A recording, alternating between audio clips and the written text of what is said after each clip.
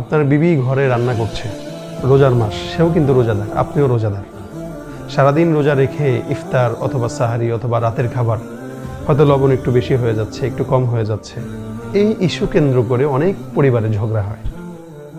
আপনি চিন্তা করুন তো, একটা মেয়ে সারাদিন রোজা রেখে বাচ্চা কাচ্চা সামলে, ঘর সামলে রান্না করছে, একটু লবণ বেশি হতে পারে। আচ্ছা, এই পরিস্থিতিতে রাসূল করিম সাল্লাল্লাহু আলাইহি ওয়াসাল্লাম কী করতেন?